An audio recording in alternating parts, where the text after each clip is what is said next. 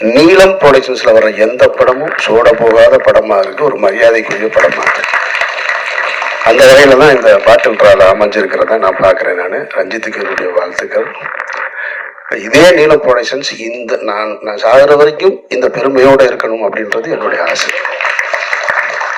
ஏன்னா இடையில எல்லாம் செய்வாங்கன்னா இந்த மாதிரி பேனர்ஸ்லாம் வந்து கடைசி காலகட்டத்தில் ஒரு சிக்கல் வரும்போது கண்ட கருமத்தை எடுத்துருவாங்க, கொஞ்சம் மாறிடுவாங்க. அப்படி ஒரு சூழலுக்கு போயிடக்கூடாதுன்னு சமீபத்தில் இந்த படத்தை குற்றத்தில் பார்க்கும்போது மொத்த தேட்டர்லையும் ஒரு சிரிச்சுக்கிட்டே இருக்கான். படம் போட்டதுல வந்து வெற்றிமாறன் தான், வேற யாரும் இல்லை. சிரிக்கிறதுனா எப்படி இந்த லெவல்லாம் இல்ல, அவர் இப்படி தட்டுறாரு அப்படி தட்டுறாரு எந்திரிக்கிறாரு, என்னங்க எப்படி நான்லாம் சிரிப்புன்னு பேப்பர்ல எழுதியிருந்தாலே சிரிப்பேன், இது என்னங்க இப்படி அப்படின்றாரு. நானும் சிரிச்சேன், ஆனா இப்படிலாம் சிரிக்கல. எல்லாரும் பாக்குறாங்க, ஒருவேளை நக்கல் அடிக்கிறாங்க. உண்மையிலே அவ்வளவு சிறப்பா இருந்துச்சு ஃபர்ஸ்ட் ஹாஃப். அந்த ஃபர்ஸ்ட் ஹாஃபோட இன்ட்ரோ பிளாக் ஒண்ணு இருக்கு. அந்த இன்ட்ரோ பிளாக் வந்து இப்படி இந்த ஒரு படத்தை இன்ட்ரோ பிளாக் வைக்க முடியுமா அப்படின்ற ஒரு இடத்த வந்து அந்த டைரக்டர் ஃபிக்ஸ் பண்ணி, அந்த பையன் தான் நினைக்கிறேன். அதனால அவனை நல்லா பார்த்து வச்சுக்கோங்க. நான் விளையாட்டுக்கு சொல்லல, அவன் இன்ட்ரோ பிளாக்ல ஒரு வேலை பார்க்கறான், மொத்த பேரையும் பயமுறுத்திட்டான். செம்ம டைலாக் போடா நாயே, எக்ஸ்ட்ரானரி. நீ திறந்துவ, இதை நீ சொல்லுவ, நான் வந்து கேட்கணுமா? என் 10 வருஷ வாழ்க்கையை தொலைச்சிட்டேன்டான்னு ஒரு பொண்ணு சொல்ற அந்த இடம் இருக்கு. எவ்வளவு கனவுகளோட இது போல திருமணம் செஞ்சு வைக்கிறாங்க. ஏன்னா இந்த வார்த்தை நான் என் ஃப்ரெண்டோட ஒய்ஃப் கிட்ட கேட்டேன். நான் அடுத்ததாக நாம் பேச அழைக்கிறோம் சினிமா உள்ளளவும் பேசப்படும் படைப்பாளி இயக்குனர் நடிகர் அமீர் அவர்களை.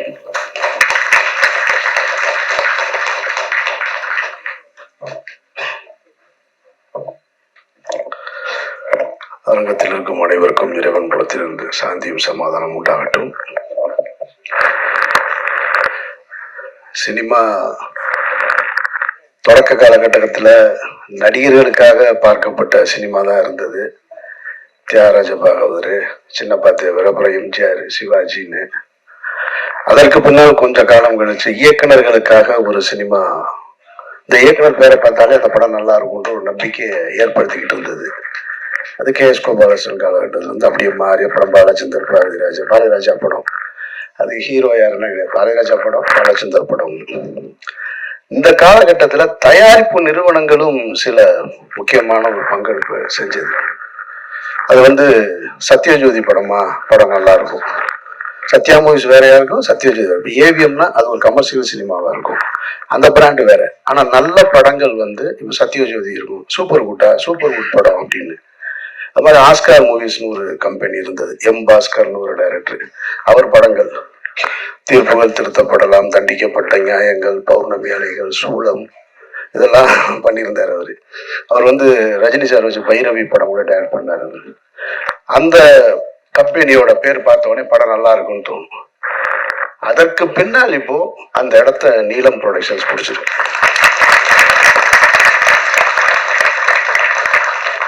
முதல்ல வந்து நீலம் ப்ரொடக்ஷன்ஸ் பேர் வைக்கும் பொழுது சரி, எல்லாரும் அவங்கவுங்க சினிமாவுக்குள்ள வந்து தான் பிறந்த இடம், பிறந்த சமூகத்தை தூக்கி பிடிக்கிறதுக்காக வந்திருக்கிறாங்க. அந்த அடிப்படையில் ரஞ்சித்தும் நீலம்னு தூக்கி வச்சிட்டாரு, அப்படிதான் தோணுச்சு. அது தோணுற இயற்கை தானே. ஆனால் நீலம் ப்ரொடக்ஷன்ஸ்ல ஒவ்வொரு படைப்புகளையும் பார்க்கும் பொழுது ரஞ்சித் வந்து இந்த தலைமுறைக்கு அடுத்து வேற ஒண்ணு கற்றுக் கொடுக்கணும்னு விரும்புறாருன்றது.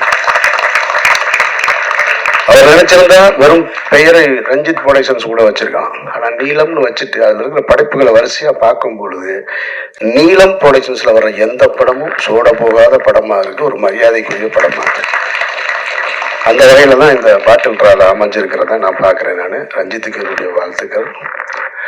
இதே நீலம் ப்ரொடக்ஷன்ஸ் இந்த நான் சாகிற வரைக்கும் இந்த பெருமையோடு இருக்கணும் அப்படின்றது என்னுடைய ஆசை. ஏன்னா இடையில எல்லாம் செய்வாங்கன்னா இந்த மாதிரி பேனர்ஸ்லாம் வந்து கடைசி காலகட்டத்தில் ஒரு சிக்கல் வரும்போது கண்ட கருமத்தை எடுத்துருவாங்க, கொஞ்சம் மாறிடுவாங்க. அப்படி ஒரு சூழலுக்கு போயிடக்கூடாதுன்னு இந்த குடியை பற்றிய படம் அப்படின்னு ஒன்று நமக்கு முதல்ல எனக்கு நினைவுக்கு வர்றது, எம்ஜிஆர் CM இருக்கும்போது ஒரு படம் எடுத்தார்.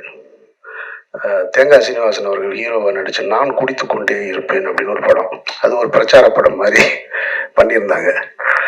ஆனா அந்த படம் வந்து குடியின் தாக்கத்தை சொல்லுச்சா நமக்கு அப்படின்னு கேட்டா அந்த படம் சொல்லலை.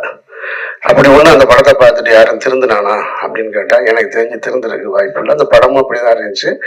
அது தேங்காய் சீனிவாசன் போல ஒரு சீனியர் நகைச்சுவை நடிகர் நடிக்கும்போது அது வந்து சேரல. அதோட மேக்கிங் அன்றைய காலகட்டத்தில் வச்சு அதுக்கு பின்னாடி நான் வந்து குடியை பத்தி ரொம்ப சிலாகிச்சு பார்த்த படம் 2016 ஸ்பிரிட்னு ஒரு மலையாள படம், மோகன்லால் சார் நடிச்சது. அந்த படம் பார்த்துட்டு கருப்புலியப்பன் தான் அந்த படம் பார்த்துட்டு ரொம்ப நல்லா இருக்கு நீங்க பாருங்கன்னாரு.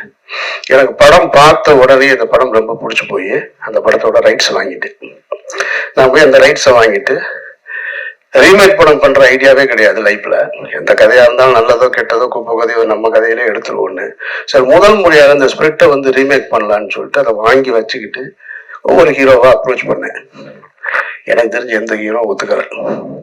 இவனுக்கு மோகன்லால் சாரை விட இவங்க யாரும் பெரிய ஹீரோக்கள் கிடையாது இங்க இருக்கிறவங்க. அப்படி இருந்துமே அவர் பண்ணினதை இங்க ஒத்துக்க தயாரா இல்லை. சரி நான் அதை அப்படியே வச்சுட்டேன்.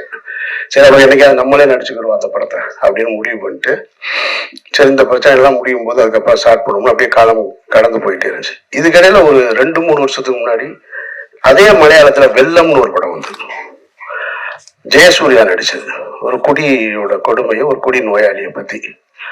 சரி அந்த படத்தை ஸ்பிரிட் தான் எடுக்கல, இதை வாங்கி உடனே எடுத்துருவோம். ஏன்னா அதுல வந்து கொஞ்சம் மெஜஸ்டிக் லுக்கு ஸ்பிரிட்ல மோகன்லால் சார் பண்ணது. மோகன்லால் சார் பண்ணதை நம்ம போய் பண்ண முடியாது. ஒரு ஒரு பெரிய ஒரு ஸ்டைலா இருக்கிற ஒரு எஜுகேட்டட் போல இருக்கிற ஒருத்தவங்க இருந்தாலும் சரியா இருக்கும். ஒரு பெரிய சிந்தனையாளன் குடி நோயாளியா எப்படி இருக்கான், அவன் தன்னை குடி நோயாளின்னு ஒத்துக்கிறானா இல்லையான்றதுதான் அந்த படத்தோட கதை. இது கரெக்டா இருந்துச்சு. வெள்ளம் ஜெயசூர்யா நம்மளும் மாதிரி தாடி இடி வச்சிருக்காருன்னு அந்த படத்தை வாங்கலான்னு போய் கேட்கும்போது நான் போய் கேட்கும்போது வெள்ளத்துக்கு ஒரு காம்படிஷன் இருந்துச்சு, வேற ஒருத்தர் யாரோ வாங்க போறாருன்னு. இதெல்லாம் எனக்கு வந்து குடி வந்து ரொம்ப அது தெரிஞ்ச விஷயம். கொஞ்சம் அப்படின்னு தப்பிட்டேன், இல்லைன்னா நானும் ஒரு பாட்டில் ராதா தான், அங்க இருந்து வந்தவன் தான் நானு. அதனால அந்த படத்தை எடுக்க முடியல. அப்புறம் நானும் என்னோட அசிஸ்டன்ட் உட்காந்து இது ரெண்டுமே இல்லாம வேற ஒண்ணு புதுசா பண்ணலாம்னு சொல்லிட்டு ஒரு கதை பண்ணணும். அது காரணம் என்னன்னா எங்களோட ஃபேமிலியில என்னோட ஃபேமிலியில ஒருத்தர் இருக்கான் இந்த மாதிரி. என்னோட க்ளோஸ் ஃப்ரெண்டு ஒருத்தர் செந்தில்னு ஒரு நண்பன், இன்ஜினியரிங் காலேஜ் ஸ்டூடெண்ட், ஸ்டேட்லேயே 6th வந்தவன். ஸ்டேட்லேயே 6th. அவன் நாசமா போனது குடியில தான். அதுல இருந்து மீளவே இல்லை. இது மாதிரி என்னோட பழகிய பல பேர் வந்து மீள முடியாத குடியின் அடிமையில இருக்காங்க. என் காலேஜ் ஃப்ரெண்ட்ஸா இருக்கட்டும், என்னோட ஃபேமிலியில ஒருத்தர் இருக்கான். அப்போ மதுரையில நரிமேட்ல ஒரு இதே மாதிரி டிஎடிஷன் சென்டர் இருக்கு. அதை நடத்துறவனும் என் ஃப்ரெண்டு தான். அவன் முன்னாள் ட்ரக் அடிக்ட், அவன் தான் நடத்துனாங்க. அந்த இடத்துக்கு தெரியும். அங்க வந்து என்னோட அந்த ரிலேட்டிவை கொண்டு போய் நான் சேர்த்திருக்கேன், அங்க பார்த்துருக்கேன். அவன் சொல்றான் அவன் எப்படி இதை ஸ்டார்ட் பண்ணு. எனக்கு முதல்ல தெரியாது. நான் கொண்டு போய் சேர்க்கும் போது அவன் வந்து அமீரோட ரிலேட்டிவ்னு கொண்டு போய் சேர்த்துட்டோம். அவன் சொல்றான் என்னை தெரியல அவனுக்கு அப்படின்னா. தெரிலன்னா அவன் சொல்றான் ஒன்னாதான் நம்ம எல்லாம் குடிச்சுக்கிட்டு இருந்தோம்னு ஆரம்பிச்சு அவன் இந்த கதையை பூரா சொல்றான். என்னடா ரொம்ப மோசமா போயிட்டேன், அதுக்கப்புறம் தான் இதை ஆரம்பிச்சேன்னு. அப்புறம் அதுக்கு இங்க சைதாப்பேட்டையில் அதே மாதிரி ஒரு டிஎடிஷன் சென்டர், அங்கேயும் நான் போயிருக்கேன் நான். அப்போ இதை வச்சு ஒரு கதை எழுதணும். எழுதி வச்சாச்சு, பிகினிங் டு எண்டு. நானும் என்னோட அசோசியேட் எழிலும் சேர்ந்து அன்னைக்கு ரஞ்சித் கூப்பிட்டு இந்த படம் காமிக்கிறாரு. பார்த்து முடிச்ச உடனே தெரிஞ்சு அதை எடுக்க முடியாது அப்படின்னு. ஏன்னா அவ்வளவு சிறப்பா எடுத்து முடிச்சிட்டாங்க பாட்டில் ராதால. இனி போய் நம்ம அதை எடுத்தோம்னா வேறதான் எடுக்கணும். இனி போய் அதை எடுத்தோம்னா நான் வந்து தினகரனை பார்த்து எடுத்ததா தான் இருக்கும் அந்த படம். அப்படி அமைஞ்சிருக்கு அந்த படம். எப்படி வந்து பாக்ஸிங்ல வந்து இன்னொரு படம் எடுக்கலாமா அப்படின்னா சர்பேட்டை தான் ஞாபகத்துக்கு வரும். ஒரு மென்டல் அசைலம் இனிமே திருப்பி எடுக்கணும்னா சேது தான் ஞாபகத்துக்கு வரும். ஒரு தமிழ் தேசியவாதி ஒரு தீவிரவாதியை காட்டுக்குள்ள கூட்டு போகணும்னா அது விடுதலை தான் ஞாபகத்துக்கு வரும். ஒருத்தர் ஓடி போய் சற்றை இனிமே இறக்குனான்னா ரன்னு தான் ஞாபகத்துக்கு வரும். அது போல டிஎடிஷன் சென்டர்னு தமிழ் சினிமா ஒரு படம் வந்துச்சுன்னா அது இந்த படத்தை தான் ஞாபகம். அப்படி ஒரு படம் மிகச்சிறப்பா, அதாவது ஒரு ஃபர்ஸ்ட் ஹாஃபை வந்து இவ்வளவு அழகா என்கேஜ் பண்ண முடியுமா? ஏன் இங்க சொன்னவங்க ஏன் சரியா சொல்லலன்னு தெரியல. இது ஒன்றும் பிரச்சார படம்லாம் கிடையாது. இது பிரச்சாரம்ன்ற வார்த்தை நீங்க யூஸ் பண்ண வேண்டியதே இல்லை. Complete entertainment. மாறன்லாம் பின்னி இருக்காரு ஃபர்ஸ்ட் ஹாஃப்ல, எக்ஸ்ட்ரானரியா. போற போக்குல அதுவும் ஓபியில டைலாக் டப்பிங்ல போட்டிருக்காரு பாருங்க. அங்கங்க நீ எங்க உட்கார்ந்து இருந்தாலும் சரி. இதை நான் என்ன சொல்றேன்னா, நான் மிகைப்படுத்தி சொல்லல. சமீபத்தில் இந்த படத்தை குற்றங்களை பார்க்கும்போது மொத்த தேட்டர்லயும் ஒரு ஆள் சிரிச்சுக்கிட்டே இருக்கான். படம் போட்டதுல இருந்து வெற்றிமாறன் தான், வேற யாரும் இல்லை. சிரிக்கிறதுனா எப்படி, இந்த லெவல்லாம் இல்ல. அவர் இப்படி தட்டுறாரு, அப்படி தட்டுறாரு, எந்திரிக்கிறாரு. என்னங்க பிடிச்சி நான்லாம் சிரிப்புன்னு பேப்பர்ல எழுதி இருந்தாலே சிரிப்பேன், இது என்னங்க இவ்வளவு அப்படின்றாரு. நானும் சிரிச்சேன், ஆனா இப்படிலாம் சிரிக்கல. எல்லாரும் பாக்குறாங்க, ஒருவன் நக்கல் அடிக்கிறாங்க. உண்மையிலே அவ்வளவு சிறப்பா இருந்துச்சு ஃபர்ஸ்ட் ஹாஃப். அந்த ஃபர்ஸ்ட் ஹாஃபோட இன்ட்ரோல் பிளாக் ஒண்ணு இருக்கு. அந்த இன்ட்ரோல் பிளாக் வந்து இப்படி இந்த படத்தை இன்ட்ரோல் பிளாக் வைக்க முடியுமா அப்படின்ற ஒரு இடத்த வந்து அந்த டைரக்டர் அந்த பையன் தான் நினைக்கிறேன், அவன் தானே. அவனை நல்லா பார்த்து வச்சுக்கோங்க, நான் விளையாட்டுக்கு சொல்லல. அவன் இன்ட்ரோல் பிளாக்ல ஒரு வேலை பார்க்கறான், மொத்த பேரையும் பயமுறுத்திட்டான். அவ்வளவு சிறப்பா. சரி, இப்படி ஒரு ஃபர்ஸ்ட் ஹாஃப் வச்சுட்டு செகண்ட் ஹாஃப் என்ன இருக்கும் அப்படின்னு போனா டெட் கான்ட்ராஸ்டா ஒரு எமோஷன் படம் ஃபுல்லா. இப்போ நமக்கு ஒரு டவுட் வந்துச்சு, இப்படி ஒரு ஸ்கிரீன் பிளே எப்படி எழுத முடியும்? கம்ப்ளீட் என்டர்டைன்மெண்டா இருக்கு படத்தோட பிகினிங்ல இருந்து இன்ட்ரோல் வரைக்கும். ஒரு இடம் கூட அவங்கள வந்து சும்மா இருக்க விடல. ஜான் விஜய் எல்லாம் வந்து அப்படி பிரமாதப்படுத்திட்டார். பிரமாதமா அந்த கேரக்டர்.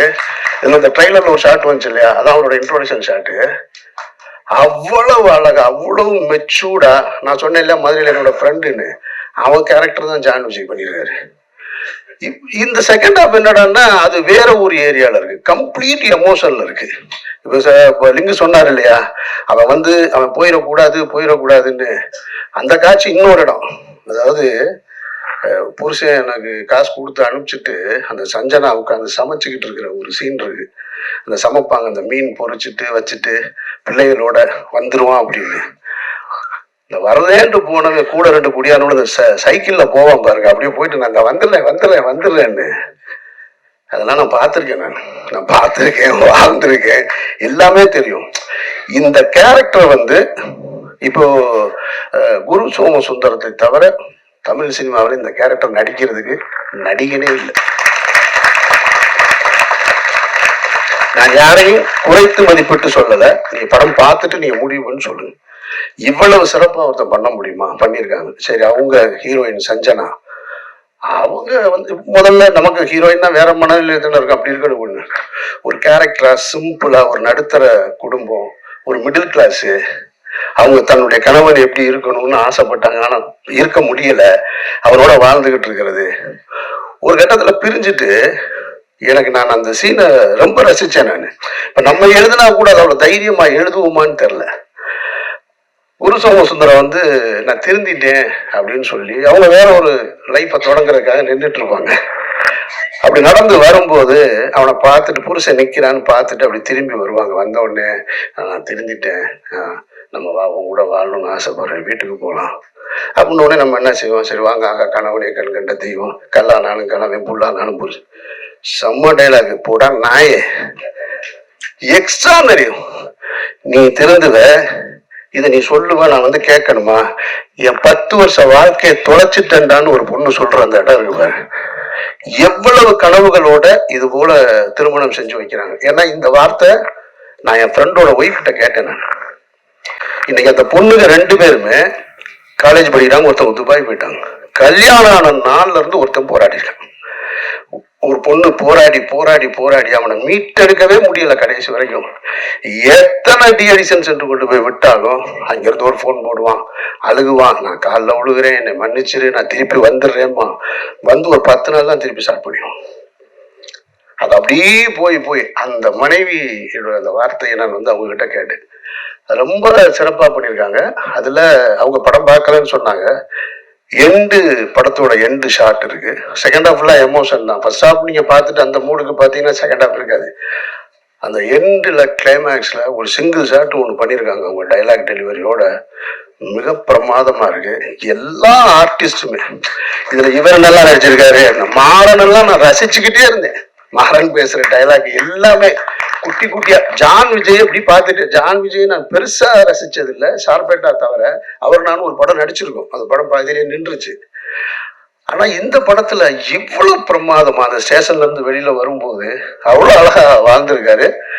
ஒரு நல்ல திரைப்படம் அது உருவாக்கும் போது தனக்கான ஆட்களை, கலைஞர்களை சேர்த்துக்கிறோம். அதுல வந்து மாற்று கருத்தே இல்லை. அதுபோல அப்படி சேர்த்துக்கிட்ட ஒரு நல்ல திரைப்படம் தனக்கான வெற்றியையும் சேர்த்துக்கிறோம். அதுக்கு யாரும் போய் சப்போர்ட் பண்ணணுன்ற அவசியம் இல்லை. பாட்டில் ராதா அப்படி ஒரு வெற்றியை சேர்க்கும்ன்றது நான் உறுதியா சொல்றேன். மற்றபடி சான்றோடன் பேசும்போது கைதட்டுங்க அப்படின்னாரு.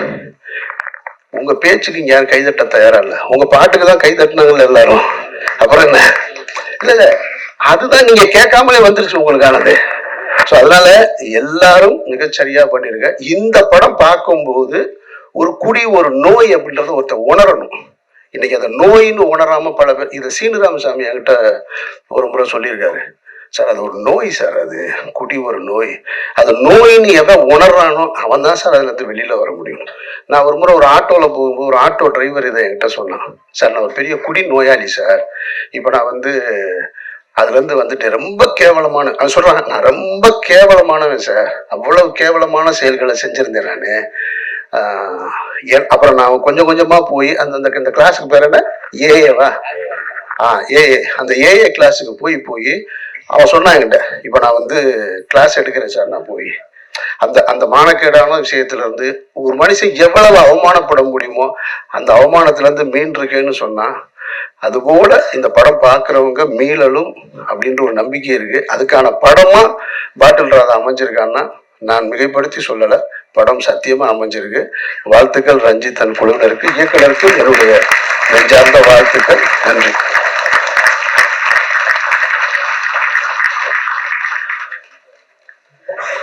சார் இன்னும் 2 நிமிஷம் பேசியிருந்தீங்கன்னா மொத்த கதையும் சொல்லியிருப்பீங்க சார்.